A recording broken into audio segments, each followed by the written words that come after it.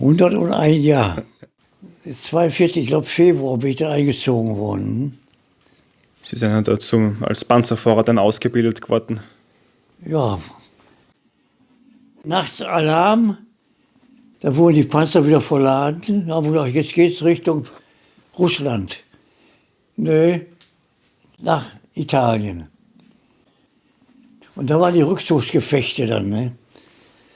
Und in Salerno, da ist der Kompaniechef, der ist da verbrannt im Panzer. Den habe ich dann zurückgefahren und dann haben wir den da liegen sehen. Bildgrauenhaft sah aus dann. Ne? Was hat die Welt daraus gelernt von damals? Ja, gar nichts haben sie gelernt. Machthungrige Burschen, die da dran sind, Verbrecher, machthungrig, die streben nach Macht. Ne? Und da ist ihnen alles egal, was da passiert, ob es Hunderttausende von Toten gibt oder nicht. Hauptsache, sie haben die Macht und kriegen Ländereien. Ne? Warum muss das so sein? Danke, dass du als regelmäßiger Zuseher eine so große und wertvolle Stütze in unserem Friedensprojekt Lebensweisheiten von noch 100-Jährigen bist. Wenn du jetzt unser Friedensprojekt noch weiter unterstützen möchtest, ist die beste und einfachste Art, unseren Kanal zu abonnieren. Das alles ist nur dank dir und dank dem Vertrauen der einzelnen Familien möglich. Danke. Danke. Einfach unten klicken. Ich bin der Daniel Bleunig, bin Begründer des Friedensprojektes Lebensweisheiten von 100-jährigen Menschen und bin diplomierter Gesundheits- und Krankenpfleger. Und genau diese wertvolle Zeitzeugengeschichte für den Frieden wirst du heute bekommen. Darf ich fragen, wie jung Sie sind? 101 Jahre.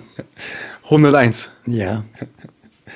Am 7. Juli 1924 17.07.24, ja. seien Sie geboren. Ja, geboren. Und wie fühlt sich das an, jetzt 100 Jahre zu sein? Also ich muss 101 sagen, Jahre zu sein. wie gesagt, früher, wenn man von 100 Jahren immer gesprochen hat, Alter, hat man gedacht, eine Ewigkeit. Heute, wenn ich so nachdenke, ruckzuck waren die 100 Jahre vorüber. Ne? Das soll man gar nicht glauben. Was ich aber so bemängel, alle bekannten Verwandten verstorben, mit denen ich immer in Beziehungen war. Das ist so. Wir haben es immer besucht, viel besucht auch. Alles weg, nicht mehr da. Verstorben. Das tut weh dann, ne? Wie ist denn das gewesen, so in der Zeit aufzuwachsen? 1924 sind Sie auf die Welt gekommen. Wie war das damals so in der Zeit, so Zwischenkriegszeit, dann Arbeitslosigkeit auch? Wie war das damals so für Sie? Das war die Zeit, die Arbeitslosigkeit, da war die Weltwirtschaftskrise 1930, 31 war das gewesen. Da hatten die Männer kaum noch Arbeit. Die meisten waren zu Hause. Und da denke ich so oft dran. Da waren wir froh, wenn wir da Schnitte Trockenbrot zu essen hatten. Wenn die Mutter uns zum Bäcker geschickt hat, dann hat das immer so geschmeckt wie Torte. Haben wir frisches Brot, haben immer abgeknabbert dann. Die Mutter hat nie geschimpft. Aber für uns war das hat geschmeckt, also wie Torte war das gewesen. Weil wir richtig Hunger hatten und es gab ja nichts anderes dann. Ne? Ja, und wenn man dann Rübenkrautschnitte hatte, das war schon was Besonderes dann. Ne? Dann war Mittagessen meist immer so ein Kappesessen, Kappessuppe. Da waren die großen Strunze da drin in den Kappes. Und ich habe da nie runtergekriegt. Und der Vater hat immer Rohrstock am Tisch liegen gehabt. Du kommst nicht eher vom Tisch weg, bis du dann aufgegessen hast. Und wenn er nicht geguckt hat, habe ich ein Taschentuch parat gehabt, den Strunk im Taschentuch reingeschoben. So habe ich das dann weggekriegt. Dann, ne? Ich konnte dann nicht mehr runterkriegen. Dann, ne? Das hat auch verwegen geschmeckt dann. War ja nichts drin in die Suppe dann, ne? Nur die Kappesblätter. Das war der nur Erwerbslose gehabt. Da war eine erwerbslose Zeit nach der Weltwirtschaftskrise. Da war auch weiterhin viele Erwerbslose. Die Armut war sehr groß. Kleidung, wo ich in die Schule gekommen bin, da musste ich warten, bis die älteste Schwester aus der Schule zurückkam. Und dann fing meine Schulzeit an. Die Stunden jetzt. Da musste ich warten, dann konnte ich ihre Schuhe anziehen. Ne? Da muss man mal überlegen. Noch nicht mal Schuhe haben wir gehabt dann. Ja, und mit Kleidung war es auch so. Da haben die Jüngeren dann aufgetragen von den älteren Geschwistern. Ne? Wir waren 5 Jungs und 6 Mädchen dann. Ne?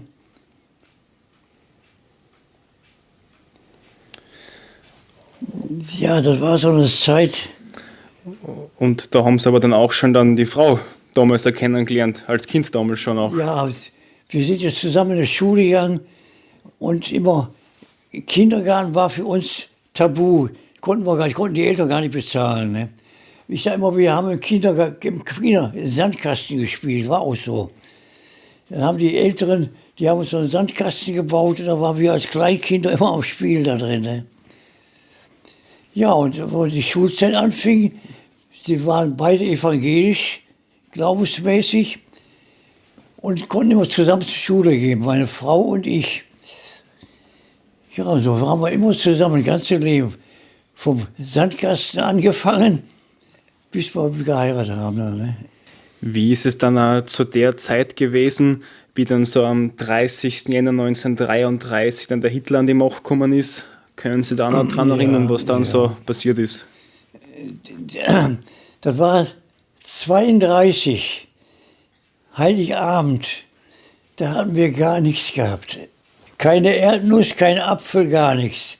Da hat der Vater gesagt, komm Junge, wir gehen nach Kattereit. So hieß der Obst- und Gemüsehändler. Ja, da kommen wir dahin. Er hat auch gedacht, gibt ein bisschen. Dann hat er das vorgetragen, was er haben wollte. Ja, ist er ins Zimmer reingegangen, im nächsten Zimmer, hat ein Buch geholt, hat Schulden. Ja, hat er gesagt, die Kinder haben noch nichts. Hast aber eine Tüte fertig gemacht dann. Ne? Da hat jeder ein paar Nüsse gekriegt und einen Apfel.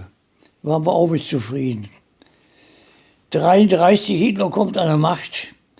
Die Eltern kriegen Bescheid, die sollen zur Ortsgruppe kommen. Da war hier Knappenstraße, da heißt die Straße in Oberhausen, wo die Ortsgruppe war. Sollen so ein Kinderwagen oder so ein Fahrzeug mitbringen. Da hat jedes Kind vom Boden an so hoch die Tüten. Da hat erst mal gewusst, was Schokolade ist. Schokolade, Bonbons, Nüsse, also war alles drin dann. Ne? Haben die Leute gesammelt hier in Oberhausen und wir haben das dann gekriegt. Jedes Kind hat eine Tüte gekriegt und jedes Kind Spielzeug. Ich habe so einen Holzzug gekriegt dann. Ne? Haben später meine Brüder, die kleiner waren, die haben auch noch mitgespielt dann. Ja, das war die erste richtige Weihnachten 1933, als der Hitler an der Macht kam. Die Eltern haben Kindergeld gekriegt dann. Da ging es uns erstmal richtig gut. Da wussten wir, was Leben war. Wie ist denn das dann so gewesen, wie das dann angefangen ist 1933? Wann ist dann das dann so gekommen, auch mit der Propaganda? Ja, das war ja mächtig dann. Ne? Was ich nicht vertragen konnte, die Judenverfolgung. Ich hatte einen Freund gehabt, der hat hier in Zeche Oberhausen gewohnt. Und eines Tages, ich bin mal zu ihm hingegangen morgens. Ja, ne? Ja, waren die weg, die Eltern. Er war Ingenieur, der Vater. Da sind die, ich weiß nicht, wo sie hingegangen sind, ob nach England oder nach Amerika, sie waren aber nicht mehr da, Gott sei Dank dann. Ne? Ja, und dann die Judenverfolgung, das war so was Bösartiges, warum bloß? Ne? Warum, das waren ja auch Menschen, warum so etwas machen? Judenverfolgung, wenn ich daran denke noch. Ne? Und später dann die KZ. Wir wussten als Soldat, ich habe dann erst erfahren, 1945 war der Krieg aus, so Anfang 1944, da haben wir so allmählich erfahren, es war durchgesickert, KZ-Lager. Vorher wussten wir auch nichts davon. Ne? Wir sind einmal so durchgesickert. Ne? Wie war das dann aus? Haben Sie das auch mitgekriegt, dann, wie dann die ganzen Juden eben auch dann so deportiert geworden sind in Züge rein? Haben Sie das auch oder so auf Straßen dann getrieben? Wie haben Sie das so mitgekriegt? Ja, wir haben ja gesehen, wenn sie in die Häuser reingingen, haben die Juden rausgeholt.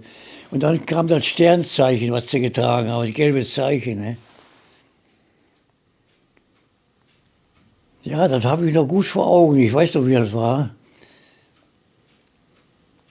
Und das hat wehgetan. Allein mein Freund, der war ja Jude gewesen. Ne?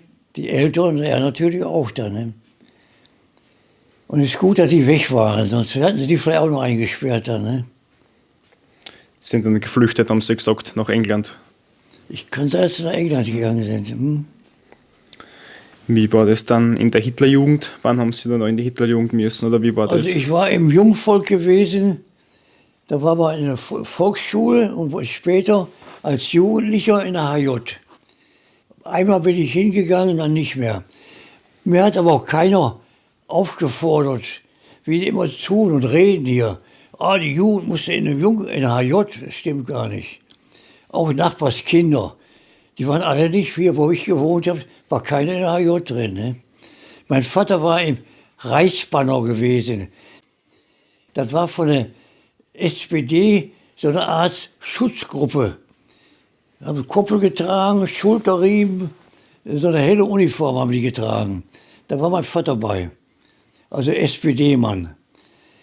Und wo die Nationalsozialisten an die Regierung kamen, kamen 2 Schutzmänner, ein SA-Mann und ein SS-Mann zu uns und haben den Vater mitgenommen, weil er in der SPD war. An einem Tag war er wieder da. Die haben uns in den Frieden gelassen, der hat keiner mehr was getan. Ne? Sie haben aber vorher geholt dann. Ne? Wie haben Sie das dann mitgekriegt, als am 1. September 1939 der Zweite Weltkrieg angefangen hat, wie Deutschland an Polen da angegriffen hat? Ja, man hat das so spannend gemacht. Die Deutschen wurden überfallen, an der Grenze immer Tote und nochmal Tote. Dann haben wir auch gesagt, warum schlägt der Hitler nicht zurück? Oberschlesien, ne? Man hat gesagt, das war alles gestellt. Mag sein, ne? Aber uns hat man was anderes erzählt dann. Jetzt hat man uns ja nach dem Ersten Weltkrieg Oberschlesien weggenommen. Das darf man nicht machen. Das ist doch nie gut gegangen, wenn man ein Volk besiegt hat und hat Ländereien weggenommen. Die waren immer wieder darauf verpicht, die Ländereien zurückzukriegen. Und nach dem Ersten Weltkrieg, man hat Elsass-Lothringen weggenommen, an Frankreich wieder. Das ging ja mit Elsass-Lothringen immer hin und her. 70, 71 und so weiter. Eupen-Malmedy an Belgien, Nordschleswig an Dänemark, Südtirol an Italien, also und Oberschlesien an Polen. Und das bringt nichts Gutes. Und jetzt war der Hitler darauf verpicht, die ganzen Ländereien wieder zurückzuholen. Ne? Wie war dann so die Stimmung im Land, wie denn der Krieg angefangen hat? Ja, ich würde sagen, die Mehrheit war dafür, dass man den Polen angreift. Nicht? Aufgrund der Propaganda, die gemacht wurde, und da hat man sonst was erwartet, noch was alle noch kommt. Und die sind schon parat, stehen an der Grenze und so weiter. Die Polen müssen wir angreifen. Und Durch die Propaganda. ja, durch Propaganda. Inwiefern haben dann Sie vielleicht auch ein bisschen Angst vielleicht gehabt vor dem Älterwerden, dass Sie dann auch einrücken müssen? So 39, 40, 41 sind Sie auch älter geworden. Wie war das dann für Sie so in der Zeit? Ja, ich war schon mit 18 Jahren, wurde ich eingezogen. Das war ja damals so. Ne? Und man konnte auch nicht verweigern. Man konnte nicht sagen, ne, ich will nicht. Das gab es nicht. Wenn man Stellungsbefehl gekriegt hatte, musste man hin. Ne? Wann war das ganz genau? Wann sind Sie da mit dem Stellungsbefehl eingerückt? Das war 42. 42, ich glaube Februar bin ich dann eingezogen worden. Sie sind ja dazu als Panzerfahrer dann ausgebildet geworden. Die Ausbildung, die war ich in Neuruppin bei Berlin. Da war die Panzerersatzabteilung 5, so hat sie sich genannt. Und da hatte ich die Grundausbildung gehabt. Ja, und das war auch interessant. Da wurde ich Fahrer, Panzerfahrer. Und diese Ausbildung, das war ganz verwegen. Da habe ich sogar einen Panzer im See reingefahren, in Neuruppin. Wie war das? Panzerfahrgelände. Und da wurde der Turm wurde abgenommen. Und da waren wir mit sechs Mann waren wir da drin, Fahrschule. Auf einmal, das Fahrgelände wurde künstlich gestaltet, das wurde angeschoben, der Erdreich wurde angeschoben, hochgeschoben. Und dass der Panzer dann steil hochging, ich weiß nicht, wie viel Grad er geschafft hat. Ja, da sind wir auch da hoch den Berg. Und wo der Wagen oben war, das sah ja von wegen aus, der Panzer ging hoch. Und wo er jetzt gekippt hatte oder wollte, da schreit der Fahrlehrer, in Oberfeldwebel war das, schalten Sie. Ja, ich dann Kupplung getreten, Gang raus, da kippt der Wagen zurück. Ja, grüß Gott, Paula, was der da runtergerast ist dann, über den Weg, über den Fußweg unten, er hing an dem rechten Knüppel, ich am linken, wir haben ihn nicht zum Bremsen gekriegt. Wenn wir gegen so einen Baum gerast wären, ich glaube, dann grüß Gott, wären wir heute da heute. Die Leute, er schreit dann, abspringen, die sind alle runtergesprungen. Und dann ruck, weg war er im See rein. Ja, da haben wir, können Sie, hat er gesagt, können Sie schwimmen? Nein. Können Sie einen Taucheweg? Ne, kann ich auch nicht. Tauchen Sie. Ich habe gesagt, du kannst mal. Da habe ich immer den Arm so ein bisschen gefummelt, so Schäklappen da gehabt und vorne so eine Augen, so eine Ösen, wo man den Schäkel reingemacht hat.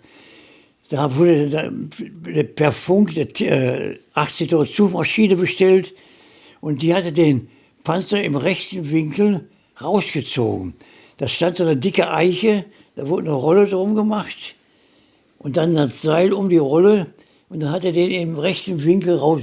Der 80 Tonnen hat ja Kraft gehabt, die Zugmaschine. Der kam wie so ein Meeresungeheuer, kam der Panzer raus, voll Schlick und Schlamm. Anderen Tag, das ist der die Panzer im See gefahren hat, war ich schon bekannt geworden da. Ne? Und dann nach der Ausbildung, wo sind Sie dann hinkommen? Nach der Ausbildung kam man nach Ostpreußen. Wir sollten nach Russland rein. Ja, genau wussten wir aber auch nicht, aber wo nach Ostpreußen ging, war in Königsberg gewesen, waren wir 3 Tage waren wir in Ostpreußen. Und zwar Königsberg war ich dann auch. Ne? Da war meine Oma, die war von Gumbinnen, Ostpreußen. Da war so eine Kleinstadt in Ostpreußen. Und da hat die Oma immer erzählt von früher. Und da, wo ich in Königsberg war, habe ich auch so gedacht, habe mir also vorgestellt, wie das noch war früher. Ne? Ich habe es immer gerne erzählen gehört. Und die Oma konnte so gut erzählen. Und da waren wir 10 Kilometer in Polen drin gewesen. Und da haben wir auch gesagt, anderen Morgen, das geht weiter. Nee, nachts Alarm, da wurden die Panzer wieder verladen. Da haben wir gesagt, jetzt geht's Richtung Russland. Nee, Magdeburg, Hannover, nee, das kann nicht nach Russland gehen. Dann sind wir nach Frankreich gekommen. Biarritz-Bayonne an der Küste unten, Südfrankreich da. Ne? Und von da aus, 14 Tage später, von da aus nach Italien. Wann sind Sie da runtergekommen? War das bevor die Landung in Sizilien war oder war das schon danach? Ja, da war ich schon unten. Und da waren die Rückzugsgefechte dann. Ne? Mal immer zur Adria hin und dann wieder zu Tyrrhenisches Meer, immer hin und her, dann, ne? Immer von Küste zu Küste. Wo es brenzlig war, wurden wir eingesetzt dann. Ne? Und in Salerno, da ist der Kompaniechef, der ist da verbrannt im Panzer. Den habe ich dann zurückgefahren. Und wenn ich daran denke noch, den haben wir in so eine Zeltbahn eingewickelt. Und durch den Fahrwind, wenn man da hingeguckt hat, hatte die Zeltbahn, der Wind die Zeltbahn weggedrückt. Und dann haben wir die da liegen sehen. Bildgrauenhaft sah das aus dann. Ne? Ja, dann haben wir im Tross abgegeben. Und wir waren wieder alle Front dann. Ne? Und ich habe Glück gehabt, aufgrund meines Berufes, ich war Autoschlosser oder Automechaniker, haben wir damals gesagt, gelernt, und konnte dann Panzerwart-Lehrgänge machen und habe dann immer Panzer repariert. Auch leider Gottes auch an der Front dann. Die Besatzung immer, können wir drin bleiben? Und wir mussten dann draußen reparieren. Ne? War auch brenzlig dann, aber immer Glück gehabt dann. Aber ich war da Selbstständiger gewesen, ich habe 3 Mann bei gehabt. Und wenn Ketten kaputt geschossen haben, die Ketten konnten wir alle machen. Antriebsräder, Laufräder und die Stützräder, da konnten wir alle selbst machen, vorne an der Front dann noch. Ne?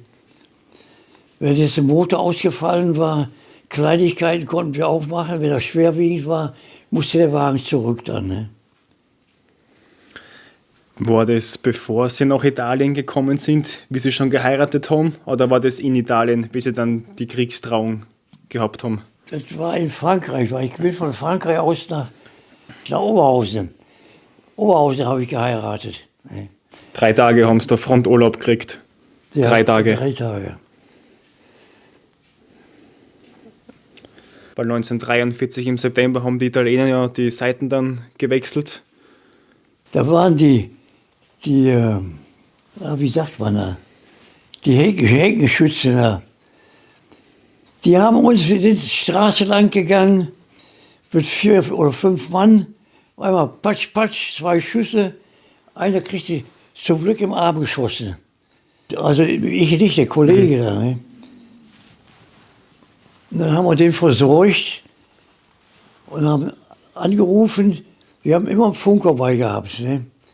Und dann kam dann so eine Zugmaschine, die hatte ich auch gehabt, eine Eintonner.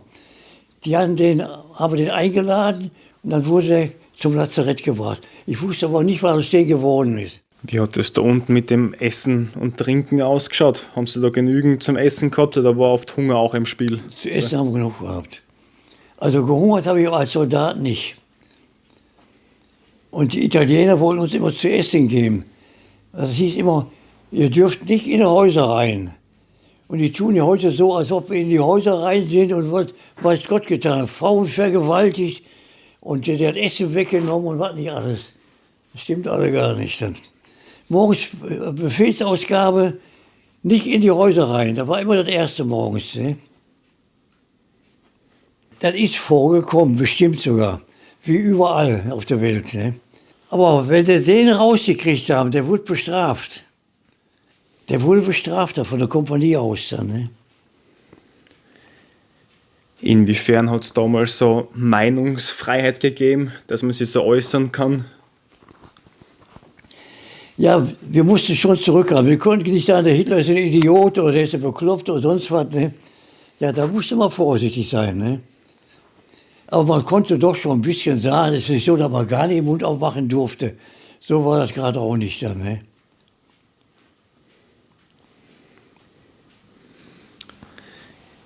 Inwiefern,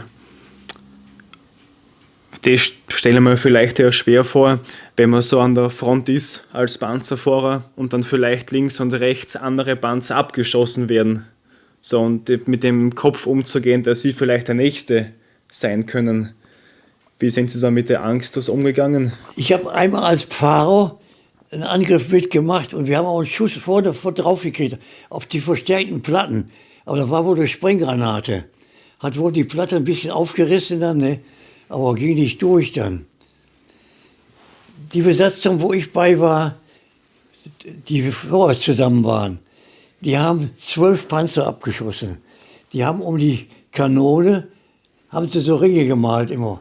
Die haben 12 Ringe gehabt. Da waren welche mit 15 und 20 Ringe. Hat ein Panzer 20 Scherben abgeschossen. Ja, wir waren in Salerno, war an der Küste dann gewesen. Monte Cassino war ich auch gewesen. Die haben sie bombardiert immer. Da hieß es, da sind Fallschirmjäger oben an Monte Cassino. Die waren oben gewesen und haben die guten Sachen oben aus dem Kloster geholt. Ich weiß nicht, was sie rausgeholt haben. LKWs, die kamen unten in Casino, Monte Cassino, kamen die immer reingefahren und ich weiß nicht, wo sie hin sind dann. Ne? und haben das ausgeräumt, das Casino. Die haben auch keine Kriegshandlung da oben gehabt. Dann sind die Amerikaner immer weiter vorgerückt und jetzt kam Monte Cassino, war ein Bollwerk. Da haben Fallschirmjäger und Infanterie war oben besetzt. Die haben dann gekämpft, haben das Casino verteidigt oben. Und da wurde das bombardiert auf noch und noch. Die viermotorigen Bomber, Welle auf Welle Bomben geworfen oben. Das schöne Casino. Das sah so schön aus. Wenn man unten von der Straße von Casino aus hochgeguckt hat auf den Hang, das war ja noch am Hang gewesen, am Berg. Wunderbar sah das aus. Ne? Total klein gemacht. Wie lange waren Sie selber da bei der Schlacht von Monte Cassino? Weil das war ja 4 Monate, von Jänner 44 Wir waren in der selbstständigen Panzerabteilung, wir wurden immer, wo Brest war verschoben immer. Da waren wir, Monte Cassino waren vielleicht 10 oder 14 Tage dann. Ne? Wo wir wieder weiter versetzt haben. Immer hin und her ging das. Ne? Und immer wieder zurück, immer wieder nach Norden, immer Richtung Norden dann. Ne? Ja, dann sind wir wieder zuletzt wieder nach Frankreich rein. Da war ich direkt an der Küste war ich nicht dabei, wie die gelandet waren. Ja. Aber im oder wir waren im Anmarsch waren wir da, ja. Ardennen in Belgien. Und da haben sie 2 Städte, manchmal weiß ich die Namen, ich habe es wieder vergessen. Da haben wir aufgelöst. Bis dahin waren die Panzerkämpfe noch gewesen, da waren die letzten. Da haben wir da aufgelöst bei wo war Remagen über die Brücke Richtung Köln. Von Köln nach dem Sauerland, auf Wuppertal rüber, Sauerland. Und im Sauerland haben wir aufgelöst. Sind wir in der Nähe von Brilon auf so einen Bauernhof gefahren mit den restlichen Panzer, hatten wir noch 5 Panzer gehabt. Aber gefallen sind ungefähr, was gute Kameraden waren, so 12, 14 Mann. Ne? Von der ganzen Kompanie hat 120 Mann gehabt, da sind so, ja, was soll ich sagen, 40 Mann sind auch gefallen, ne? Von der Kompanie dann. Ne?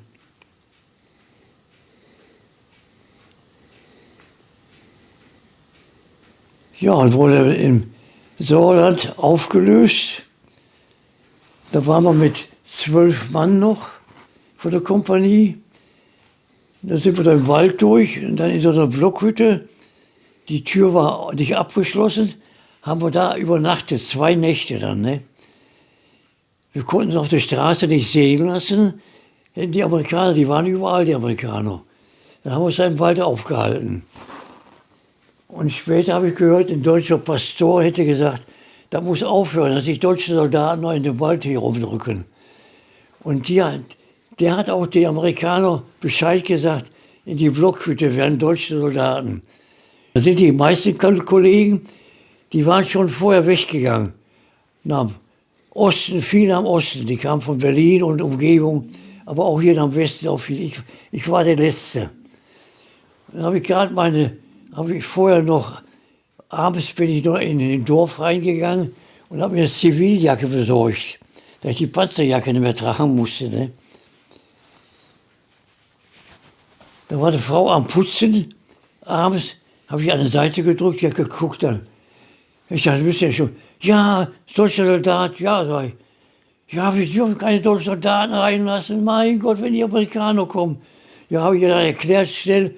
Ich sage, haben Sie nicht noch von Ihrem Mann oder Kinder eine Jacke, die ich anziehe? Hast du überlegt?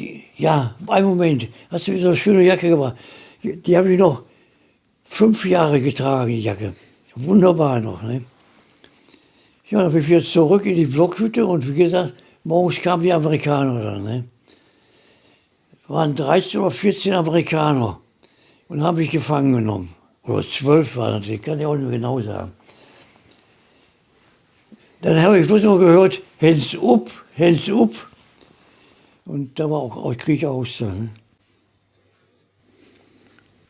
Und dann haben sie mich mitgenommen und Hens up, da kamen 4 Amerikaner mit einem Offizier, standen auf die Plattform oben, der war 3 Stegen, hatte die Treppe gehabt und oben war die Plattform.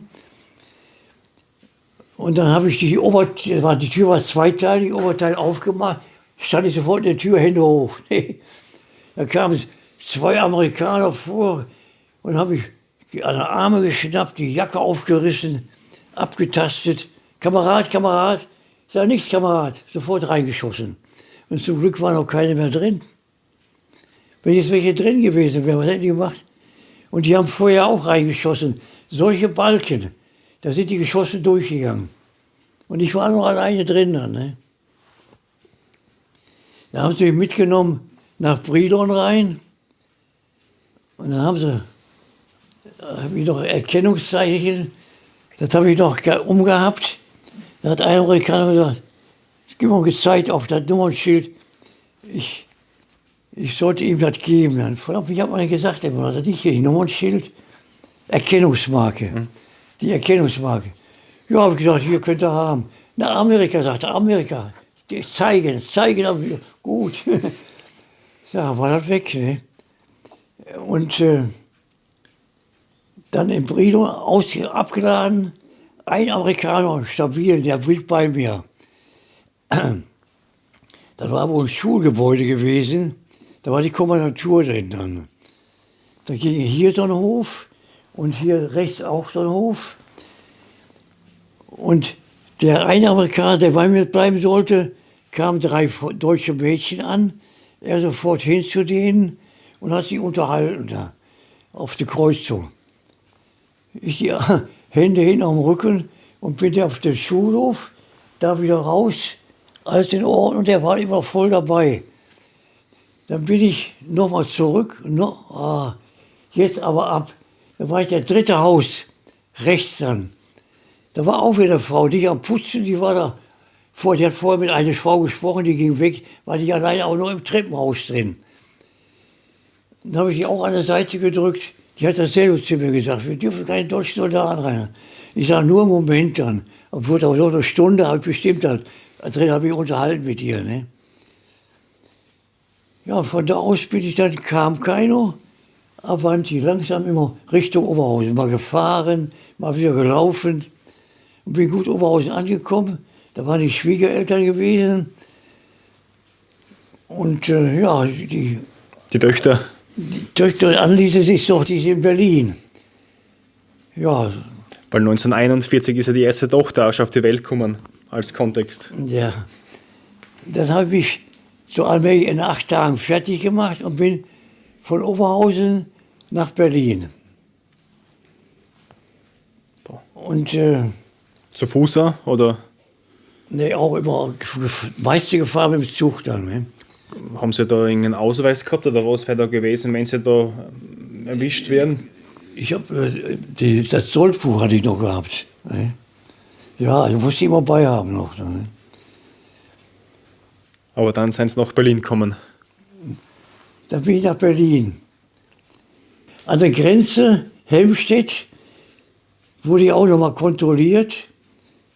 So, ja, dann bin ich gut durchgekommen. Und dann bin ich nach Rüdersdorf gefahren, auch mit dem Zug immer drüben, auch in der DDR schon. Da fuhren auch viele Züge dann zu der Zeit schon. Und dann komme ich nach Rüdersdorf. Unverhofft, hat keiner damit gerechnet, dass ich schon so schnell dann, die haben auch gesagt, bitte Gefangenschaft. Ne? Auf einmal die jüngeren Geschwister, unser Fritz kommt. Ach, und die Mutter, die war froh, die waren alle am Heulen gewesen. Ne? Ja, so unverhofft bin ich da aufgetaucht. Ne? Und dann war die Christel so schmächtig, dass ich dachte, was ist denn das für ein Kind? Ja, ist doch die Christel, seine Tochter. Ach, hab ich gedacht, die ist doch bald verhungert. Und seitdem, also selten, dass sie richtig voll wurde. Ne? Seitdem warst du immer mager. Ja, dann haben wir uns da fertig gemacht. Und am selben Tag, wo ich da ankam, da kamen auch 2 oder 3 Polizisten Und waren auch Russen bei.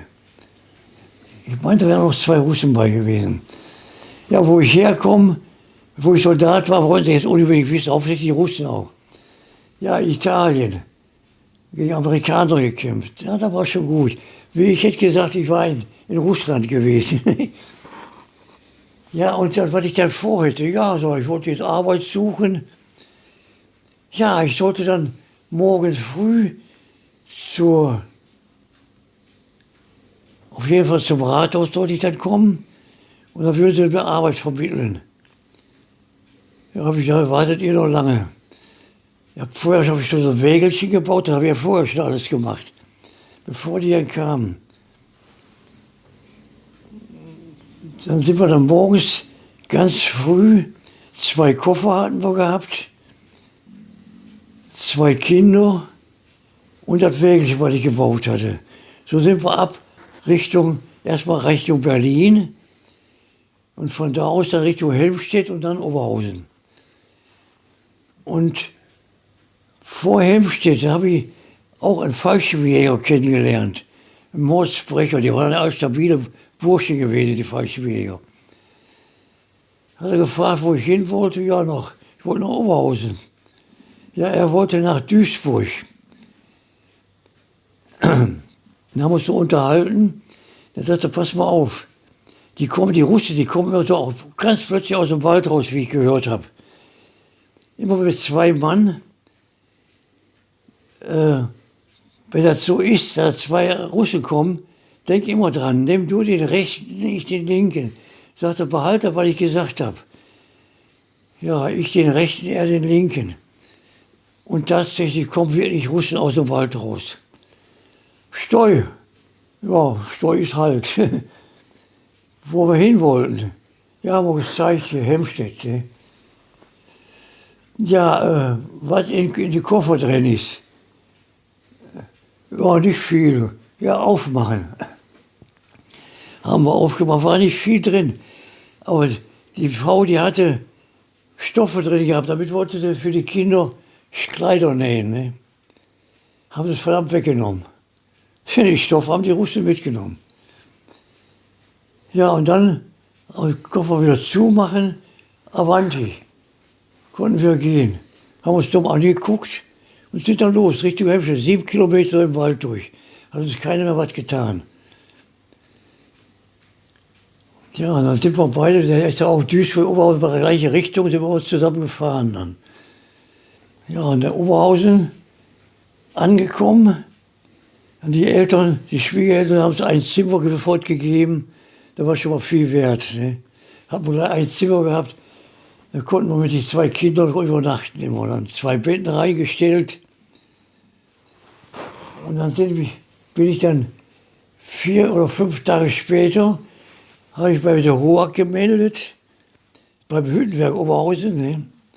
Habe sofort Arbeit gekriegt, konnte sofort am nächsten Tag anfangen und hat immer Arbeit gehabt dann. Ne? Als Autoschlosser und Automechaniker. Bitte? Als Autoschlosser, Automechaniker. Ja, als Schlosser dann. Ja. Ne? Da habe ich dann als Werkschlosser gemacht dann. Ne? Aber es ist alles das Gleiche dann. Ne? Hat es dann irgendwann so einen Punkt gegeben, wie dann der Krieg aus war, wo sie so realisiert haben, so, jetzt ist der ganze Scheiß vorbei und jetzt da gibt es einen Neuanfang. Hat es da irgendwie so einen Punkt gegeben, wo sie das irgendwie so realisiert haben? Das habe ich von da angefangen, wo ich da wirklich in Oberhausen war und habe Arbeit gekriegt. Habe ich da vorgestellt, habe Arbeit gekriegt. So, jetzt ist vorbei, der Krieg ist für dich aus. Das war gewesen. Ne? Aber von wegen, man hat immer wieder dran gedacht. Ne? Auch an die Kameraden noch. Wo sind die alle geblieben? Jetzt haben wir so gedacht. Und da habe ich viele Briefe bekommen auch. Und wir hatten viel Verbindung, auch telefonisch dann. Ne? Und ich war ein paar Mal nach Berlin gefahren und habe auch die Kameraden besucht, die in Berlin gewohnt haben.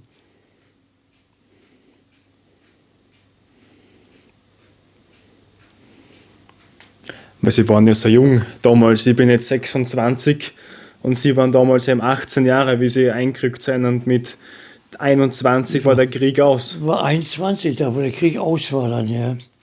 Das als junger Mensch so durcherleben, das im Kopf auch dann alles zum Verarbeiten können, was du so... Auf jeden Fall, der Krieg war aus und ich habe versucht, das in Vergessenheit zu bringen. Ne? Ja, ist schlecht gelungen, aber allmählich hat man doch, ist vorbei. Ne? Vielleicht auch, weil sie eine Familie gehabt haben, das ist vielleicht auch was gewesen, wo man dann Ja, einen neuen Sinn hat. Man hatte was anderes. Jetzt, wir waren Familie, wir waren ja jetzt, im Krieg haben wir ja Kriegstrauer gemacht, wir waren nie zusammen, außer jetzt zu dieser Zeit, Kriegsende, da waren wir alle zusammen, wir hatten ein Zimmer bei den Schwiegereltern und für uns fing das Familienleben an dann. Ne?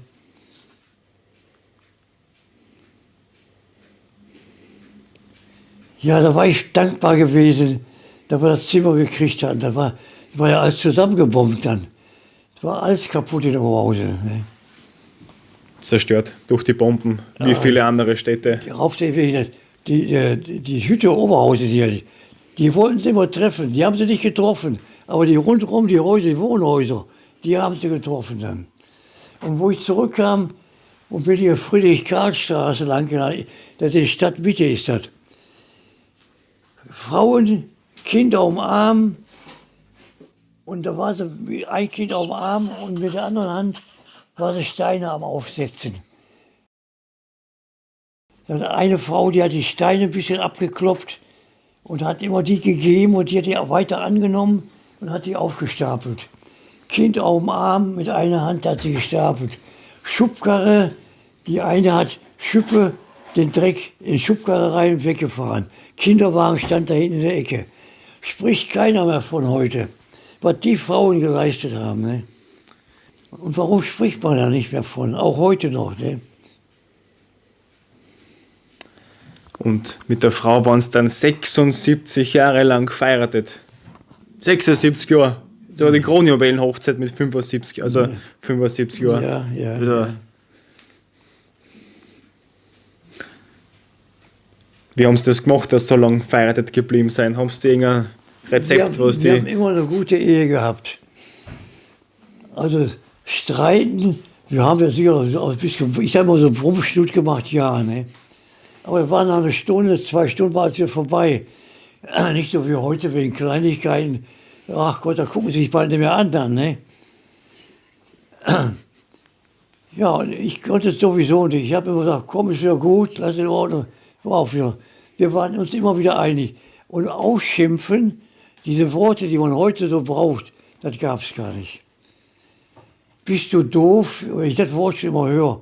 Bist du doof, bist du dumm, bist du bekloppt? So Worte gab es früher hier. Ne?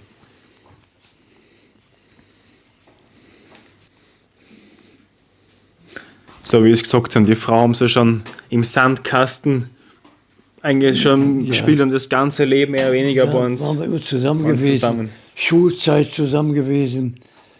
Ach so, da war ich noch nicht ganz 4 Jahre in Württemberg. Da war damals von Hitler aus Kinderlandverschickung, hat sich das genannt. Da konnte man 6 Wochen zu den Bauern dann. Ne? Kinderlandverschickung. Da war ich 11 Jahre gewesen. Und ich bin auch dann, jetzt war das so, wo ich da hinkam, die hatten keine Kinder gehabt. Und jetzt waren die so verpischt auf, ich sollte unbedingt da bleiben, wo sie gehört haben, 11 Kinder zu Hause, ich könnte auch bei ihm bleiben, haben sich mit dem Mutter und Vater in Verbindung gesetzt. Die haben dann auch zugesagt dann, und dann blieb ich da nicht ganz 4 Jahre. Ne? Bin zur Schule gegangen, da war auch eine schöne Zeit. Wir hatten Weinbau gehabt und Ackerbau. Ne? Und die haben immer gesagt, der Bur heißt der Junge. Ne? Mhm. Und der Bur, konnte alles. Der hat, wo ich dann 12 Jahre alt war, aus dem Weinbau abends, so um 6 Uhr rum, habe ich Fahrrad genommen und habe immer die Kühe gefüttert. Wir hatten 5 Kühe gehabt. Und dann habe ich nichts gesagt. Nach dem Stall gefahren, gefüttert, und dann habe ich mich hingesetzt und habe versucht zu melken. Und dann konnte ich verdammt melken. Habe ich geschafft. Also 3, 4 Tage konnte ich melken. Ja, was war die Frau, was war die glücklich, ich brauchte nicht mehr melken. hat der Bauer gemacht. Unser Bauer kann melken. Ja, habe ich dann gemolken, Stall fertig gemacht immer. Im Weinbau gearbeitet bis 12 Jahre, ne? 11 Jahre. Und da war immer mein Fall Ackerland, Weinbau. In Hannover habe ich dann auch, da habe ich auch geholfen dann, ne? Erntezeit. Das war die einzige Zeit quasi, wo sie nicht mit der Frau dann zusammen waren, mehr oder Das weniger. wollte ich gerade sagen. Da war ich dann nicht in Württemberg dann. Und da hatte ich dann auch schon eine gehabt, die haben sich schon vermacht mit der Nachbarstochter. Auch, die hatten auch einen Bauernhof. Ne? Boah, der kann alles. Und Lisa hieß sie. Das war schon perfekt. Lisa und Fritz, das gibt ein Pärchen. Wäre auch was geworden. Aber ich komme nach Oberhausen, sehe meine Frau wieder. Ach Gott, ja. Was passiert dann? Ne?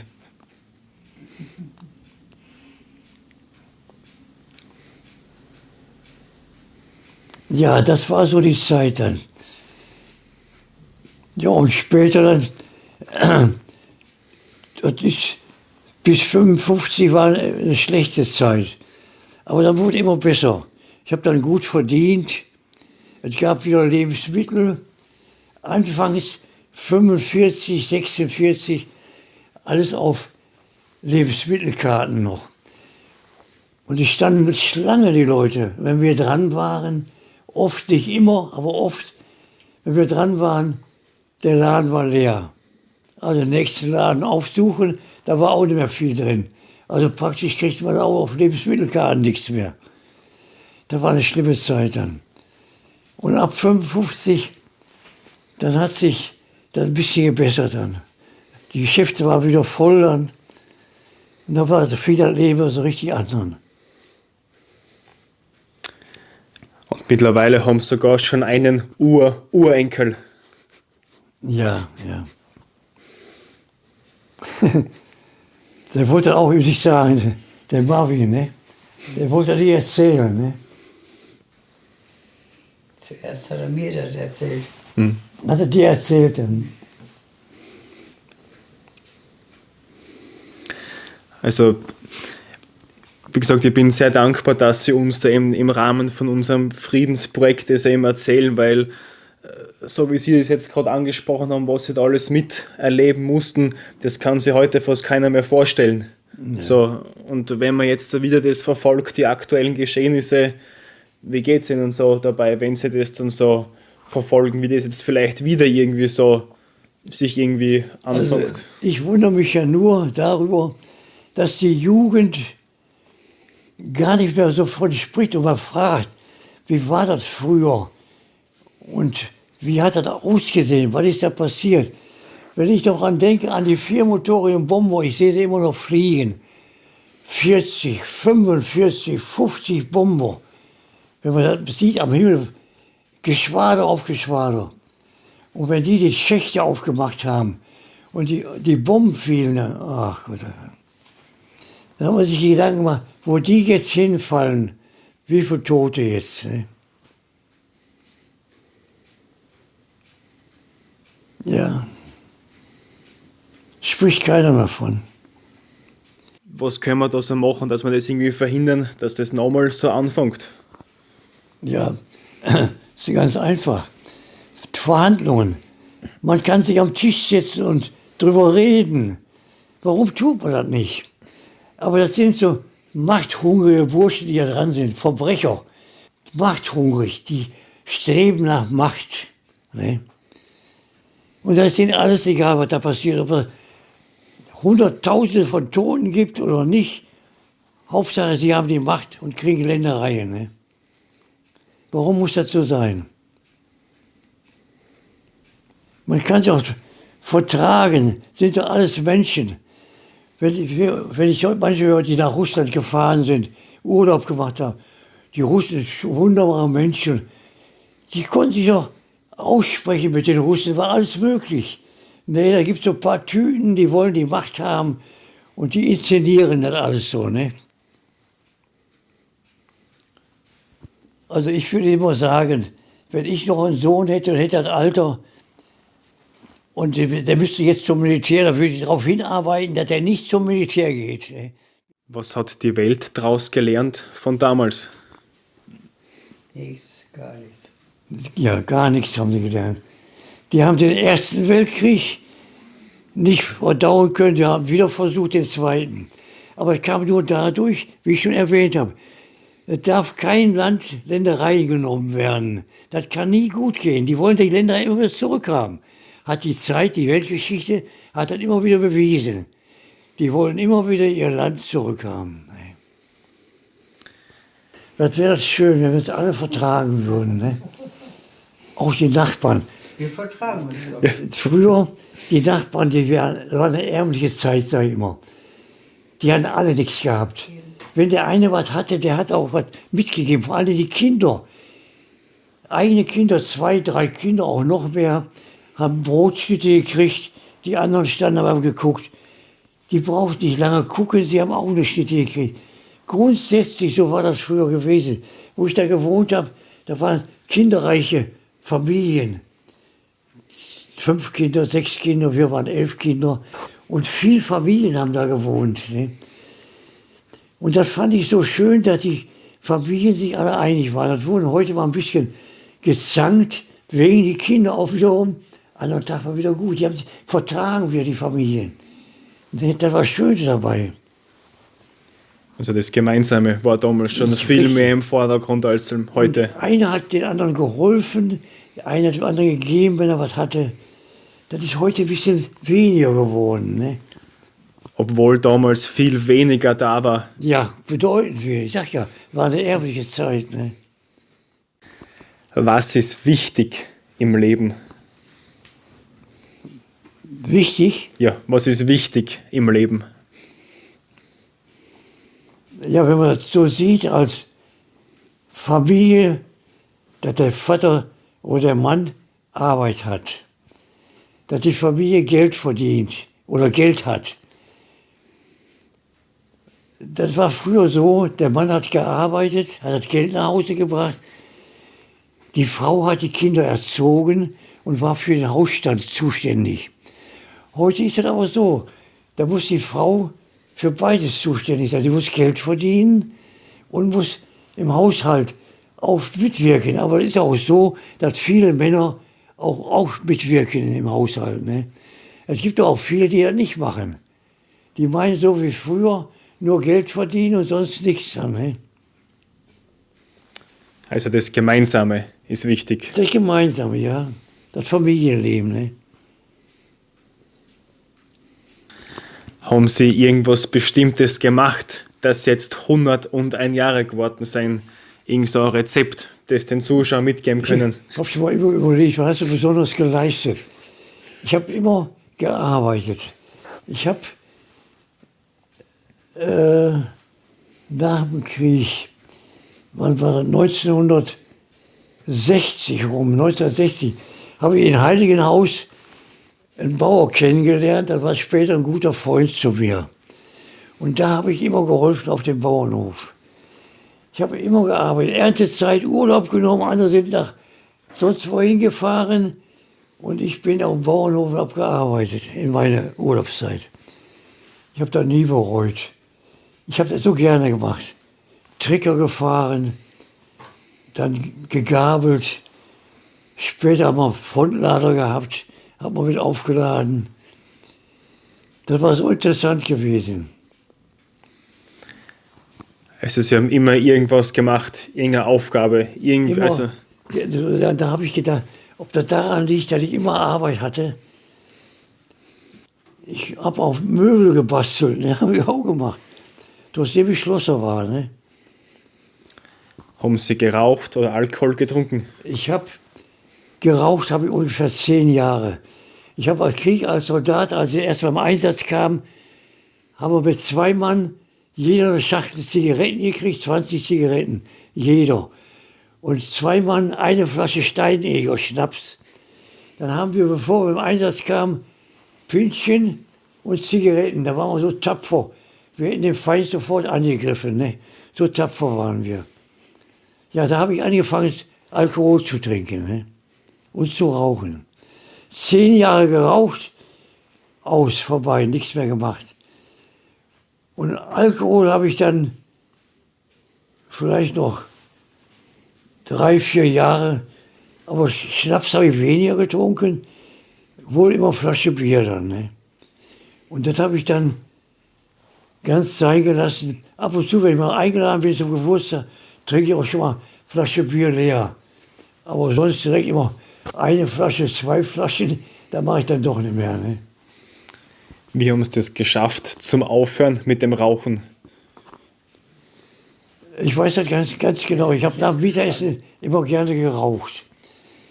Dann habe ich zu der Frau gesagt, ich versuche mal, ob ich das schaffe, aufzuhören. Dann habe ich Mittag gegessen, sofort aufgestanden und nicht hier erst eine geraucht. Bin rausgegangen, im Garten gegraben, Unfall gerupft, ja. Ja, und wie lange war das? 2, 3 Tage, nichts mehr, raus bitte. Aus mit Rauchen. Und habe dann bis heute nicht mehr geraucht. Wo soll ich denn hier Unkraut kaufen? Ich finde, das ist eine großartige Geschichte, weil, so wie Sie gesagt haben, Sie haben auch einmal geraucht, haben aufgehört. Also es zahlt sich aus zum Aufhören, zum Rauchen. Ja, man muss da einen Willen haben auch. Ne? Ich habe immer so gerne gelesen. Und das war für mich A und O. Wenn ich nach den Büchern so gucke, alles Nachschlagwerke. Ne? Ich habe sonst Romane, sowas lese ich ja kaum. Ne? Aber Nachschlagwerke. Ich habe mich für alles interessiert. Und das hat alles nachgelassen jetzt. Wenn man immer da drin bleibt, vergisst man vieles. Ne? Und gerade, ich sehe jetzt hier, wenn ich so die Eltern, meistens sind es Frauen hier, sind auch Männer dabei, meistens Frauen, die alleinstehend sind. Und dann frage ich schon mal, wie fühlen Sie denn so alleine? Ach, ich möchte mich manchmal unterhalten, sagen sie auch. Und das ist so. Die älteren Leute, die wissen auch viel von früher noch. Und das wollen sie auch mal kundtun. Ja, ist aber keiner da, der es zuhört. Ne? Das ist das Schlimme dann. Und was ihr macht, das finde ich sehr schön und richtig. Wer kümmert sich um die Alten? Kaum. Ne? Und so wie ihr das jetzt macht, die alten Leute mal befragen. Ich habe ja schon mal erwähnt, die Jugend fragt kaum noch. Der Urenkel, der anfangs, wo er noch kleiner war, hat sich schon mal sehr dafür interessiert. Wenn ich schon mal ein Buch in der Hand genommen habe, wollte er wissen, was da drin steht. Und wollte genau wissen, er hat jetzt zugehört auf noch und noch. Das war schon mal schöner. Ne?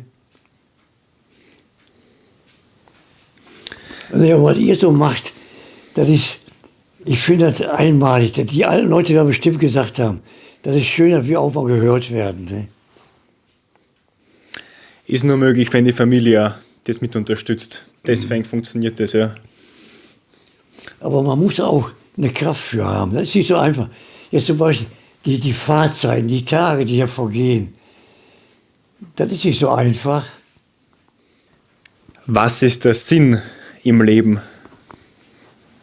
Der Sinn des Lebens, Vertragen mit meinen Mitmenschen in erster Linie. Versuchen, etwas im Leben zu erbringen, etwas zu bewerkstelligen, zu schaffen. Man braucht nicht scheffeln. Viele, der Mammut erzählt bei den Weisen, gut, ohne Geld können wir nicht leben. Aber viele haben genügend, wollen aber noch mehr haben. Das ist Übermaß. Braucht nicht sein. Nee. So sehe ich das auch. Und was wünschen Sie sich für die Zukunft? Für die Zukunft, dass international Frieden herrscht. Ne? Das würde ich doch sagen dann. Und das lässt sich auch machen. Sprechen Sie auch mit den Leuten für den Frieden und dass sich alle Menschen verständigen und es gut miteinander meinen. Einer muss den anderen verstehen können. Ne? Und dann könnte ich nur sagen, wenn es ihm geht, macht so weiter. Die älteren Leute freuen sich darüber, bestimmt, ne? Dass sie mal angesprochen werden und gefragt werden, was sie im Leben getan haben. Das wäre mein Befinden dann. Ne?